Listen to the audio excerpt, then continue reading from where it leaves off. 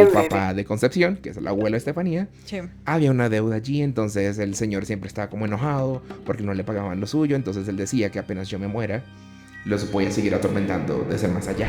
Y algo que uno de los oficiales dice que le llamó muchísimo la atención fue que la familia estaba afuera de la casa esperándolo, siendo noviembre, siendo invierno en Madrid. Entonces los policías llegan a este cuarto que no se está usando en ese momento. En el cuarto hay un crucifijo puesto en la pared y cuando los policías entran, lo que pasa es que se cae el crucifijo no completo, sino que solamente se cae la figura de Jesús. De la ouija rota sale ellos dicen que es una especie de vapor. Los investigadores paranormales lo llaman que es un ectoplasma. La profesora, la hermana y las amigas de Estefanía ven como ella lo inhala y ve en un estado constante de temor por estas figuras que ella está viendo que el resto de la familia no ve. Hasta que un año después de ella haber jugado a la ouija, ella le dice a la mamá como que ella se va a morir. La mamá como que lo toma un poco en chiste y le dice, no, que va, primero tengo que morirme yo. Y Estefanía le dice, no, porque yo de esta noche no paso. Let's step into the unknown.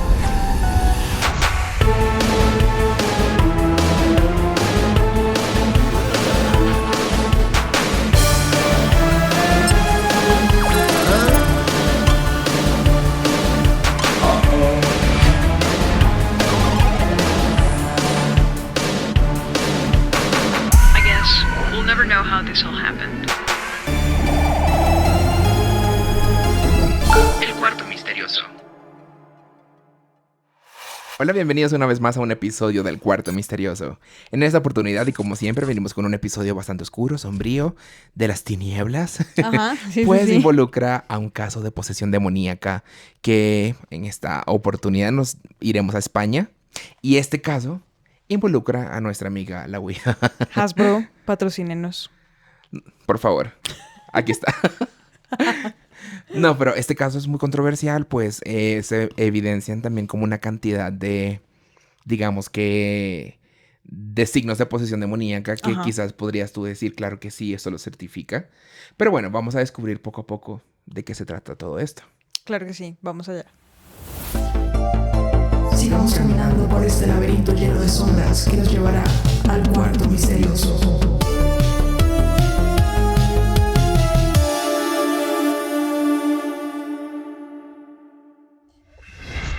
El caso del que vamos a hablar hoy es el caso Vallecas, que se llama así porque ese es el nombre del barrio en el que suceden las cosas, ¿no? Esto sucede en los años 90, específicamente en el año 92, que es a donde nos vamos a transportar con la llamada que le hace una familia a la policía en Madrid, en noviembre de ese año, noviembre de Sí. 1992, la familia llama desesperada a la policía, le pide a la policía que vaya hacia la casa porque están pasando cosas muy extrañas y ellos no saben ya qué hacer. Entonces la policía igual está un poquito extrañada, pero ellos arrancan, no responden al llamado de estas personas.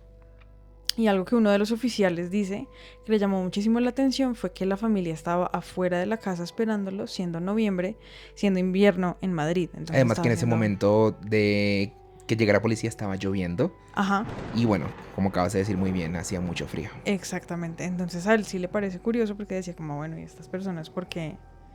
¿Qué hacen como esperándonos aquí afuera?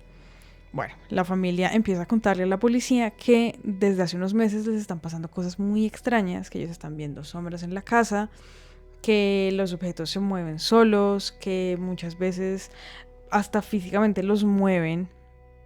Ellos se acuestan a dormir en una cama, en un cuarto que tiene 2 camas, y los mueven de una cama en la que se acostaron a la otra. Y bueno, muchísimas cosas más, ¿no? Entonces los oficiales sí están un poquito extrañados porque pues es como, no sé qué hacer aquí, claro. Ellos responden a llamados de, yo qué sé, de robos, de riñas, de esta clase de cosas, pero pues ¿qué haces tú cuando una familia te dice que les están pasando un montón de cosas sobrenaturales? Un policía realmente no tiene nada que hacer ahí. Claro, es que lo extrañado que fue este jefe policial, que es el Negri, Ujú. de apellido Negri, él dice, o sea, cómo tú manejas un caso donde literalmente no hay agresiones físicas o digamos que de una persona, Ajá. porque para eso es que están como los policías. Es como otra cosa muy diferente a atender como casos sobrenaturales y esa era la primera vez que Exacto. sucedía algo como esto. Entonces, estos hechos que la policía narra quedaron registrados y es el primer caso que quedó registrado donde un informe policial relata sucesos paranormales. Ajá, exacto. Entonces, lo que pasa es, una vez que los policías entran en la casa, a ellos los llevan a una habitación que no se está usando en ese momento porque la familia para ese punto, ya vamos a contarles qué fue lo que pasó antes para llegar a este momento, pero en ese punto la familia estaba durmiendo toda en la sala de la casa. Ellos habían sacado los colchones de los cuartos porque no querían dormir solos y estaban durmiendo todos los días en la sala de la casa. Entonces los policías llegan a este cuarto que no se está usando en ese momento. En el cuarto hay un crucifijo puesto en la pared y cuando los policías entran lo que pasa es que se cae el crucifijo no completo, sino que solamente se cae la figura de Jesús y el policía lo que relata es que cuando cae Jesús al piso cae en una posición rarísima, que él dice como que no es posible que un objeto que se cae así Como que físicamente no tenía sentido. Exactamente, como que cae y la trayectoria del objeto y la forma en la que queda en el piso, él dice que es muy extraña. Y siempre quedaba como de cabeza. Vamos a ver que hay como momentos y como una fijación con los crucifijos y siempre estaban como volteados, como de cabeza. Bueno, los policías están revisando esto. Cuando están revisando esto, acuérdense que pues esto es en la noche, altas horas de la noche, entonces pues realmente la gente no está despierta, siendo el barrio en el que están un barrio obrero. Generalmente la gente pues se va a dormir temprano porque tiene que pararse temprano a trabajar, ¿no? Los policías están revisando este crucifijo rarísimo cuando de pronto escuchan un estruendo en la terraza que quedaba inmediatamente encima de las habitaciones. Ellos salen corriendo a mirar a ver qué es lo que pasa porque realmente sonó como un golpe fuerte, pero no encuentran absolutamente a nadie ni nada en la terraza que haya podido ocasionar ese ruido. Bueno, los policías extrañadísimos se devuelven a la casa propiamente y el policía dijo que vio algo muy extraño, que fue como unos arañazos gigantes en una de las paredes y él dice que él no recuerda si esos arañazos estaban ahí cuando ellos llegaron o no. Pero pues él se fijó en eso en el momento en el que baja de la terraza y como que cada una de las cosas que ellos iban viendo los dejaba más confundidos y más asustados. Claro. Hay un momento en el que incluso una de las puertas como de los armarios que tenía la familia en los que guardan la loza y esa clase de cosas empieza a abrirse y a cerrarse violentamente como de la nada y tanto así que casi golpea a uno de los policías en la cara y ellos dicen que no hay razón para que eso hubiera pasado. Sí, porque ellos por investigar a ver si había algún tipo de mecanismo que hiciera que la puerta se abriera y se cerrara de esta forma. Pero es que fue tan fuerte que creo que ni una ráfaga de aire que hubiera en la casa pudiera hacer que las puertas se abrieran de la manera en que se abrieron. Claro, además es que se abría y se cerraba varias veces con fuerza, ¿no? Es como que un viento la empujó y tú dices, ok, se movió por esto. Sí. Entonces, sí, rarísimo. Además de esto, también habían otros signos, como en unas partes de la casa que ellos describen como unas babas, unas babas marrones, así parecían como unos mocos, así botados, que les parece muy extraño a aquello. Además de que cuando ellos ingresaron a la casa, uno de los policías, algunos de ellos empezaron a sentirse un poco mareados, como con, no sé, medio desorientados. Y pues, bueno, signos que quizás tú puedas decir que son parte de una entidad que está provocando este tipo de cosas. Bueno, y ellos, bien, ven todas estas cosas, no hay muestras no se toman muestras como de la baba esta extraña que ellos encuentran, entonces realmente no se sabe a ciencia cierta qué es lo que era eso, ¿no?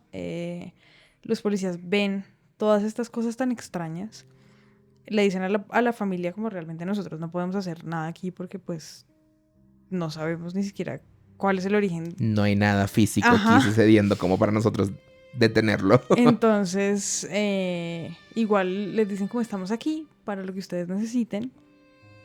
Pero pues en este momento no es que podamos hacer mucho por ustedes. Lo que dice la familia es que cuando ve que los policías se van, ellos iban blancos del susto, que habían quedado, mejor dicho, impactadísimos con lo que habían visto, y pues esto no reconforta a la familia claramente, sino como que los hace preocuparse más y los hace sentirse como aún más solos, porque realmente no hay nadie que los pueda ayudar con estas cosas tan extrañas que les han venido pasando a ellos durante esos meses. Sí. Bueno, ahora es importante, vamos a retroceder un año antes de este acontecimiento, pues una de las hijas de la familia, que en este caso es Estefanía Gutiérrez, una chica de 18 años, estaba estudiando en este colegio, era un colegio de monjas, entonces pues nada, una chica normal de la época, nada extraño que uno pudiera decir, ahí está pasando, no, nada de eso. Pues en este colegio, en una de esas tardes, y por cosas también de la moda de la época, porque cabe acotar que nuestra amiga la Ouija, como está aquí presente, en estas épocas de los 90, los 80, los 70, estaba muy de moda el esoterismo, las cosas paranormales, y esto estamos incluyendo libros, juegos, entrevistas, programas de televisión, películas, estaban en el super auge en esas épocas, terror. Entonces, digamos que esto era un mercado bastante grande para la época, donde conseguir una tabla Ouija era tan fácil como ir al kiosco de la esquina donde venden periódicos. Seguramente ahí vas a encontrar un tablero de estos. Estefanía hizo precisamente eso. Ellas compraron un tablero porque querían tratar de comunicarse con el amigo recién fallecido. El novio recién fallecido de una de las amigas de Estefanía. Sí. Entonces el plan era encerrarse creo que era una biblioteca. En una biblioteca. De la escuela. Del colegio, en un descanso, resulta. Entonces Sí. ella y las amigas fueron a usar la Ouija, ¿no? Para comunicarse con este muchacho. La hermana de Estefanía, ella dice que ella no entró porque ella no quiso, porque como que le daba susto estas cosas, pero también como que ella se quedó afuerita de la biblioteca aparentemente vigilando que no viniera nadie. En ese momento igual ellas inician la sesión de la Ouija, están ahí como preguntando, tratando de obtener la información del muchacho que ya se había muerto, y llega una profesora. Y la profesora ve qué es lo que están haciendo y de una vez coge la tabla y la rompe. Y se estalla un vaso de agua que ellas tenían ahí, como que es parte del... No, esa era la plancheta, la que usaban de plancheta para que se moviera las letras, o sea, para ellas mover como... Vaso. Sí. Y ese vaso se estalla solo. O sea, no fue que alguien lo tiró, sino que el vaso explotó. Ok. Y eso fue lo que alarmó a todas, porque la profesora cuando eso pasa dice... ¿Qué carajos acabo de ver? Pero bueno, hay otra cosa más rara, ¿no? Sí. Que es que de la Ouija rota sale ellos dicen que es una especie de vapor. Uh-huh. Los investigadores paranormales lo llaman que es un ectoplasma, que sí es como un humo blanco, haz de cuenta, que generalmente sale de los mediums, dicen, como si lo expiraran, haz de cuenta. Pero en este caso sale de la tabla. Y dicen que la profesora, la hermana y las amigas de Estefanía ven como ella lo inhala, como Estefanía como que se le va como por la nariz hacia adentro, y quedan todas extrañadísimas con esto, ¿no? Sí. Pero bueno, como que en ese momento la situación, digamos, terminó ahí. La profesora como que las mandó a hacer otras cosas y todo paró ahí. Sí, interrumpió toda la sesión. Ajá. Pero pues bueno, el problema ahí fue que no se terminó la sesión de la Ouija. No se cerró. Como que tú tienes que cerrar eso y dejar el portal, digamos, que abre esa tabla, tienes que cerrarlo, ¿no? Para que no Vamos a hacer una demostración, no mentiras. A continuación, y bueno, no cerraron el portal, ¿no? Que se supone que eso es lo que debe hacer uno para evitar como que las cosas del más allá vengan y crucen, se quede mejor para dicho. ese lado. Exactamente, porque uno no sabe realmente nunca qué es lo que está uno permitiendo que pase por ahí. Bueno, la vida de Estefanía empieza a cambiar drásticamente en ese momento, porque ella empieza a tener unas visiones rarísimas, empieza a ver gente que la está mirando a ella, que la está siguiendo, empieza ella a ver una sombra que se arrastra así como por el piso y vive asustadísima todo el tiempo, escucha voces y no puede descansar bien. Aparte de esto, ella empieza a tener unas convulsiones. Y lo que la familia llama como unos episodios que no se sabe realmente qué era lo que le pasaba, pero la familia dice como que ella se quedaba mirándolos y empezaba a reírse así como Frenéticamente. Ajá, como una cosa extrañísima. La cara le cambiaba la expresión, pero también como la configuración de la cara propiamente. Y tenía unos ataques de epilepsia muy violentos. Sí. Entonces hay un momento en el que la familia ya la lleva a ella al médico, le hacen unas pruebas y lo que los médicos determinan es que ella sufre de epilepsia. Entonces hay registros que dicen que a ella le habían enviado unos medicamentos para tratar esa condición, pero pues hay otros registros que dicen que las pastillas que ella estaba tomando eran unas pastillas que eran de la mamá, que la mamá también sufría de epilepsia y que ella se estaba tomando esas pastillas aparentemente automédica. Entonces ahí no sabemos como bien ¿Cuál de las dos versiones es la real? exactamente, porque la familia pues en el principio dijo unas cosas y luego como que los testimonios empezaron a cambiar. Pero bueno, a ella le diagnostican epilepsia, digamos que le está tomando medicamentos. ¿De cuáles? No sabemos, pero está tomando medicamentos. Igual como que las cosas no mejoran.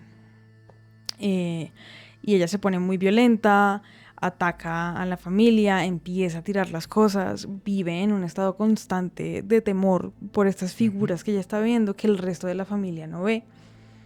Hasta que un año después de ella haber jugado a la Ouija, le dice a ella, la mamá están hablando, y ella le dice a la mamá como que ella se va a morir.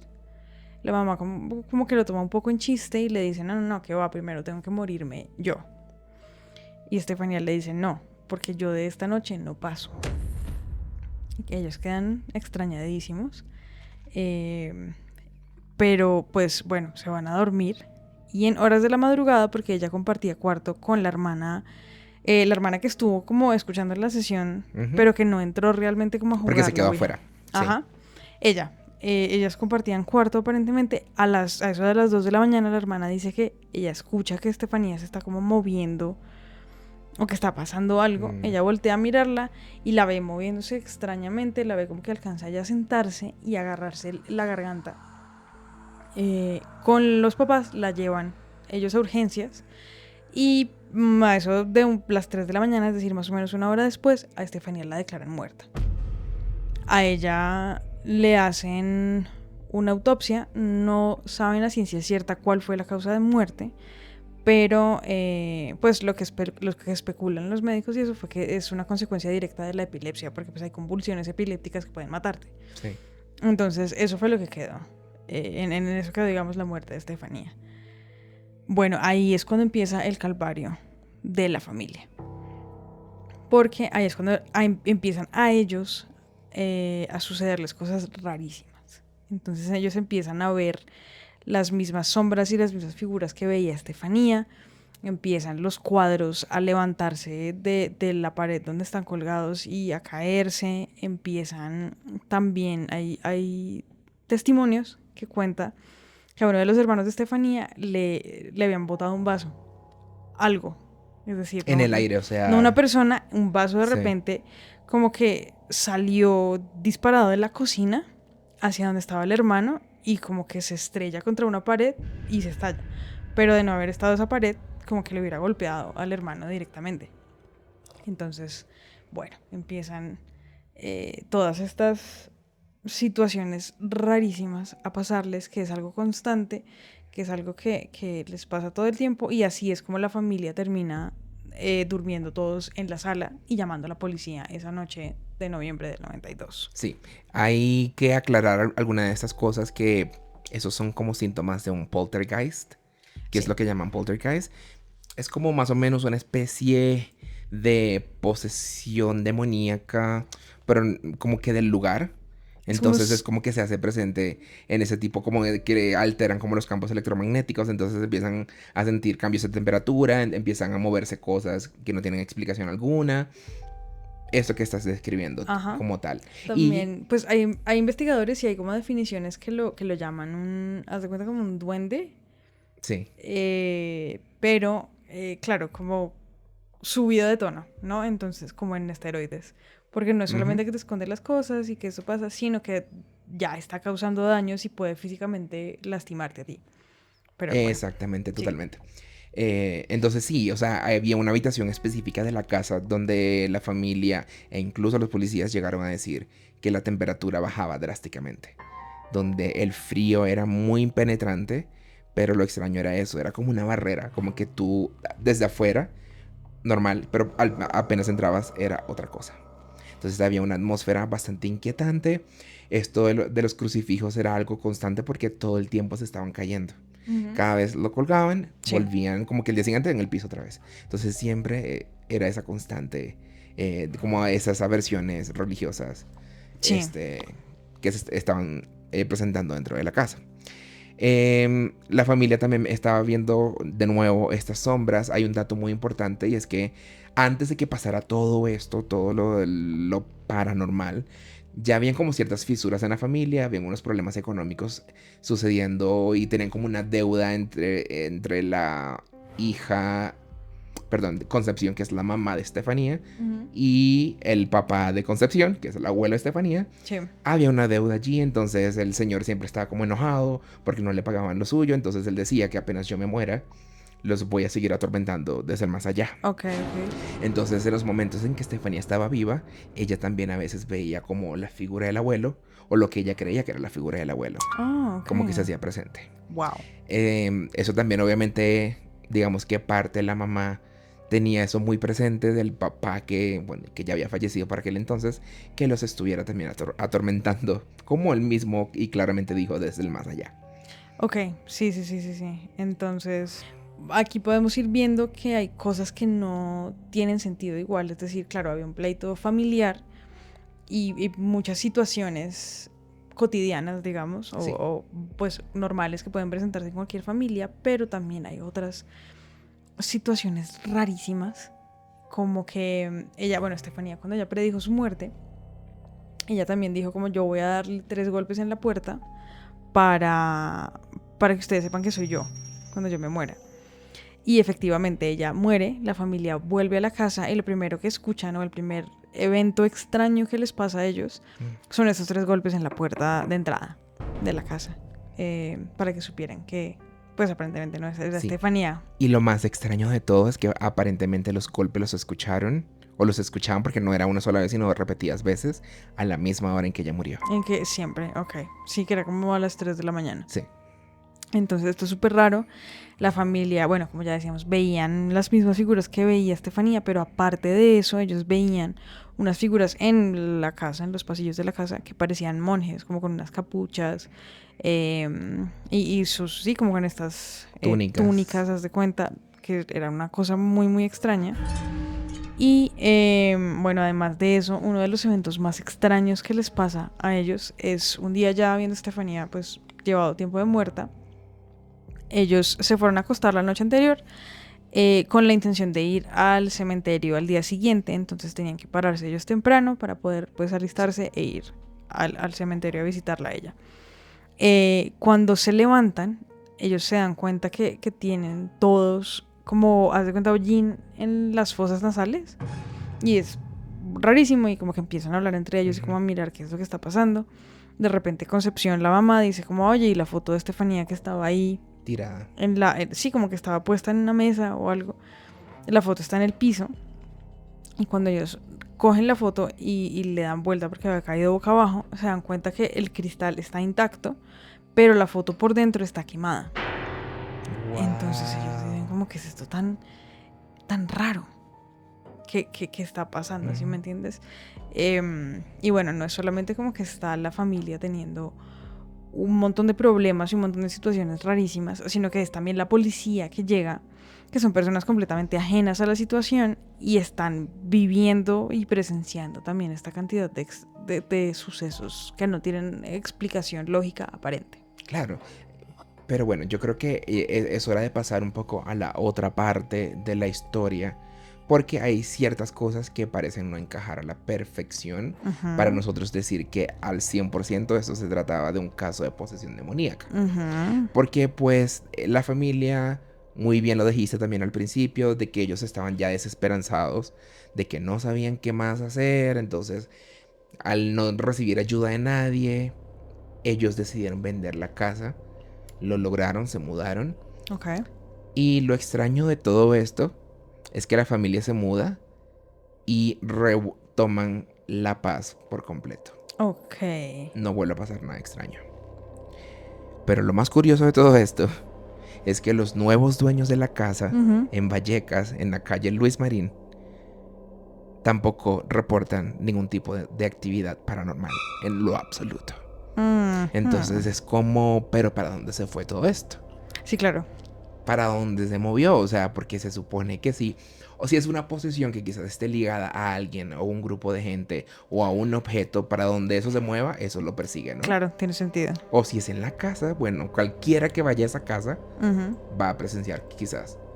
No, quién sabe si en la misma intensidad o no, pero algo va a pasar. Ajá. Pero sí, o sea, todo murió. Todo acabó sí. de repente. Así Uno como de los empezó. hijos pequeños que de esa familia que está viviendo en esta casa dice que en una sola oportunidad escuchó unos ruidos extraños como que le tocaron la puerta. Y eso fue todo. O sea, Wow. es lo único que se reportó, pero realmente fue una normalidad plena, completa, como que si no hubiera pasado absolutamente Rarísimo, nada. ¿no? Muy raro. Porque generalmente es lo que tú dices, si hay algo que está ligado a la casa, pues claro, son las cosas que pasan en la casa independientemente de quién viva allí. Pero si es algo que está ligado a una persona o un grupo de personas, como que esas personas lo llevan consigo, ¿no? A donde sea que vayan. Pero bueno. Sí, algo bien curioso es que más o menos para 2018-2019 sale una película en Netflix que se llama Verónica.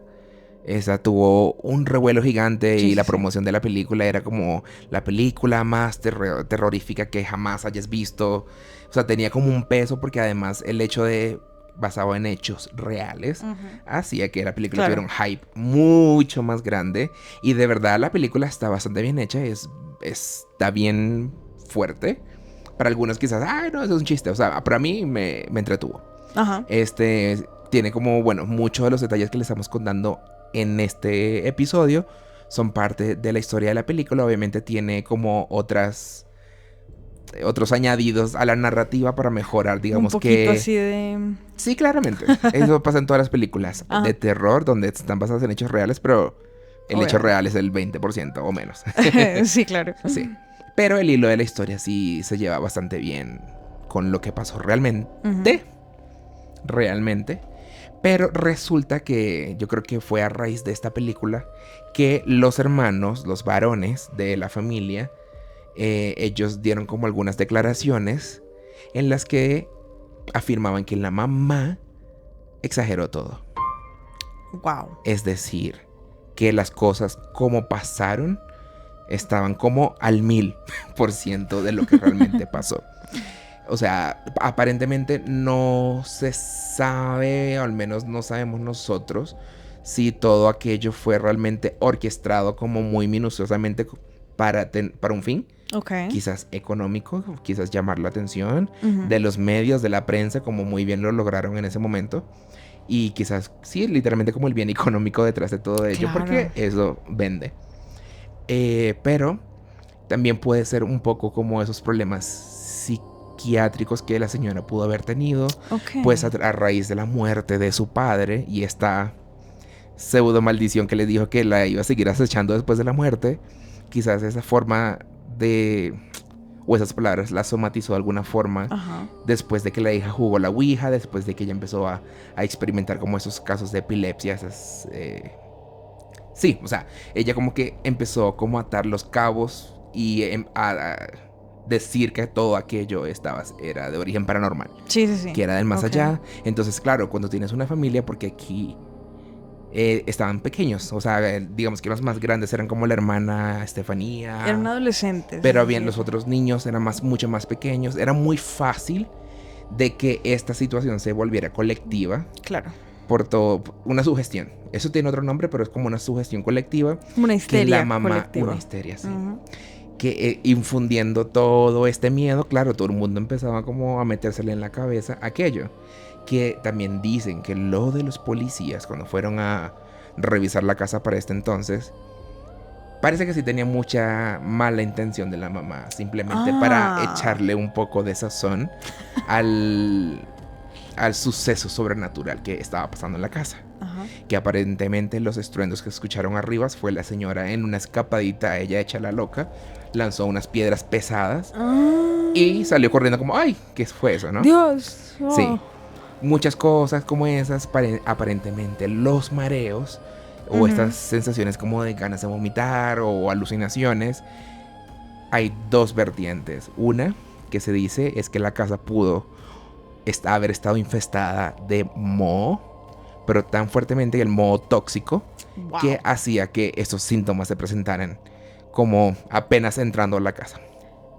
Y que las alucinaciones que tenía la familia y las sombras, además de la idea y de la histeria colectiva, estas alucinaciones obviamente eran más poderosas. Claro, porque si tú estás envenenado con algo que te genera, como que te distorsiona tu realidad, y esta otra persona también como metiéndote que ideas, te las infunde y te las... Claro. Eso es, hay un revuelto que, mejor dicho...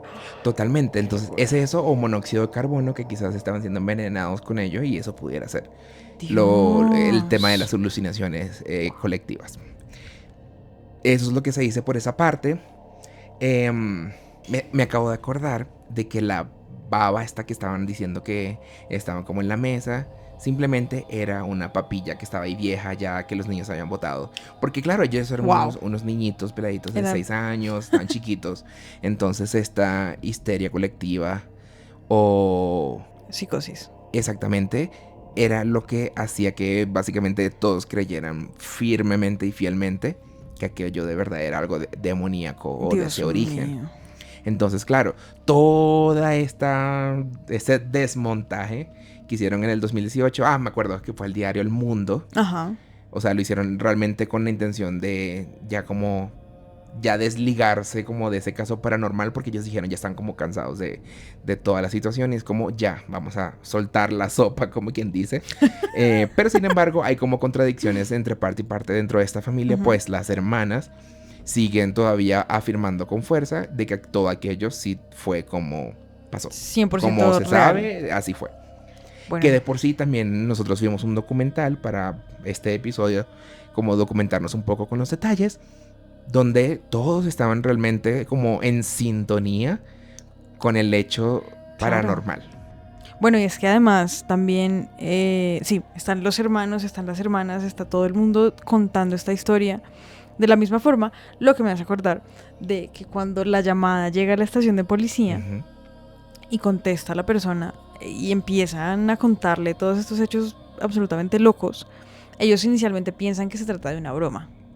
Y es como, claro, ¿qué rayos? Entonces le piden a la persona que está al teléfono que le pase a alguien más de la familia para que le cuente la historia. A ver si, es decir, en caso de que fuera mentira, en caso de que fuera una broma, como encontrar ahí el fallo en la historia. Pues resulta que la segunda persona que pasa el teléfono le cuenta exactamente lo mismo. Él es el mismo testimonio, como que realmente ahí ya es cuando los policías se dan cuenta que no es tan en chiste, que la cosa va más bien en serio, y es cuando ellos deciden pues despachar la patrulla para que vaya a atender el llamado. Y pues conocemos lo que les acabamos de contar.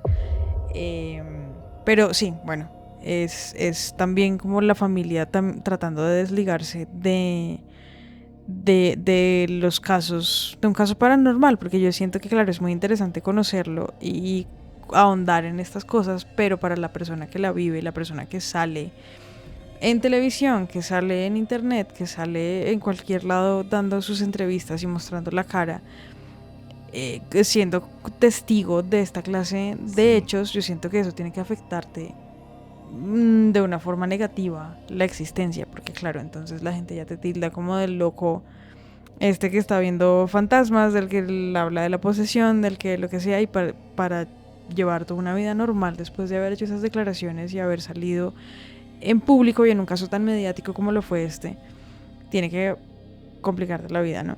Claramente, y también yo siento que el factor económico, quizás el momento que eso ya se detiene, que quizás ya no tiene sentido seguir con esta Sí, claro. falsa, es lo que te motiva quizás ya soltar todos los detalles que desmontan todo aquello, ¿no? Ujú. Porque otro punto importante ya para cerrar es que para el momento que sale aquel documental y bueno, de ahí para atrás, resulta que el papá de esa familia tenía cáncer.